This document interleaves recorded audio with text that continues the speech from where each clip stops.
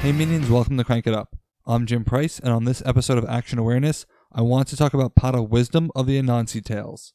Pot of Wisdom is a standard action that has you draw cards equal to the number of opponents in the game, then place a card from your hand into each opponent's hand. You won't net any cards, but you do get to select any cards, not just the ones you drew, and you get an extra action.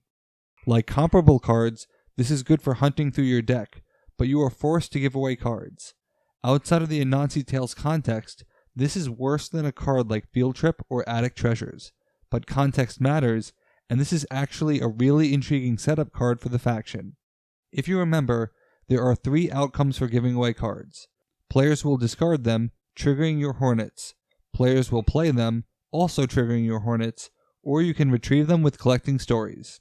The first true will also trigger the Python, but this is a minor benefit. You have 2 copies of Collecting Stories, and Pot of Wisdom forces you to give a card to all other players. In a 4-player game, this means that one of your cards could actually stay in another player's hand for a significant amount of time, perhaps indefinitely.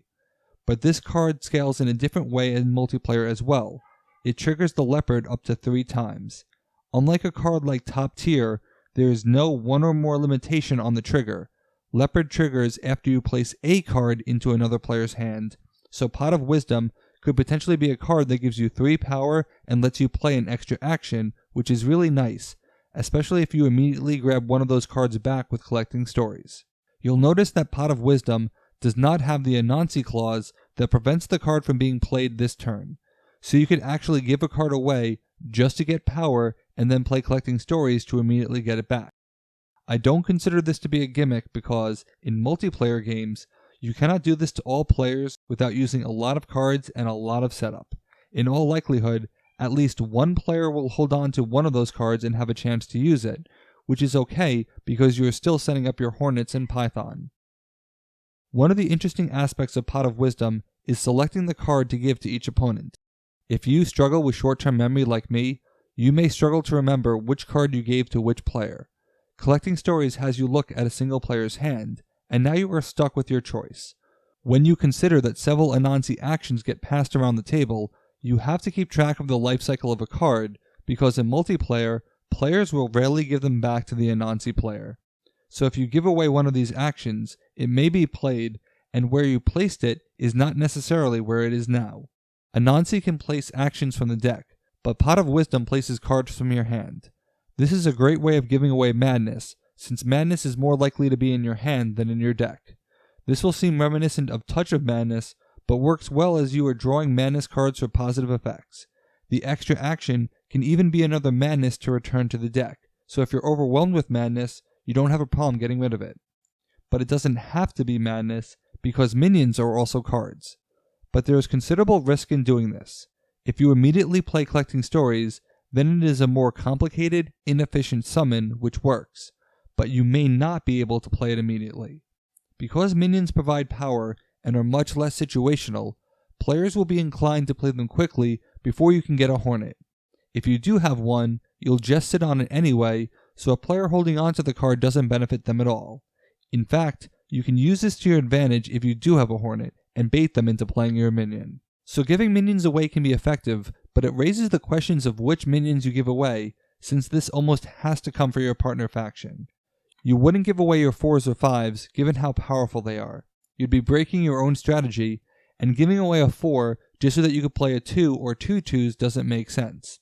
But because your Hornets are the threat, you wouldn't give those away either, which just leaves the Turtles. But while the Turtle can trigger cards, the Turtle also provides the means to safely give back a card to take away a future trigger. If your opponent had a Turtle and another card, then the Turtle can be played to give you back the second card and draw 2 cards. There is little downside to them doing this, unless you really extracted a lot of value from the penalty. And that's one of the reasons why I like Pot of Wisdom. There's a lot of critical thinking that goes into what is the right card to give to the right player, as opposed to being random or predetermined. Of course, one of the best outcomes is when you make a deal to cover all your bases. Pot of Wisdom is a great way to give away minions if you have a means of taking them back. When someone uses your powerful minion to break a base, inevitable Betrayal can take them back at the last moment, letting you essentially play a minion on someone else's turn. Foot of the King can take them back, should the base still exist at the end of the turn. Should you play this combo, be advised that players would be inclined to discard rather than play them because they know that you could take it back. So it means that you do not have free reign to give away your best minions because you may only be hurting yourself in the long run, but for smaller, enticing minions, it could be well worth it. While Anansi gives you full control over what you are getting and giving away, Pot of Wisdom comes with considerable risk. If you only have good cards, and you draw only good cards, you will have tough decisions to make. For this reason, I highly suggest that Pot of Wisdom is played when you have both the cards to give away and a plan for dealing with them, whether it's getting them back or responding with a Hornet. What makes this really interesting is that there aren't many bad cards in Smash Up, just those that are less useful, and if you have no bad cards, you are probably doing well enough to not merit playing this card. This is not a card that draws a card and plays an extra action, which are automatic plays. Pot of Wisdom, like its namesake, requires careful consideration of when to play it, because timing, the cards you choose, and the players who receive them all matter immensely.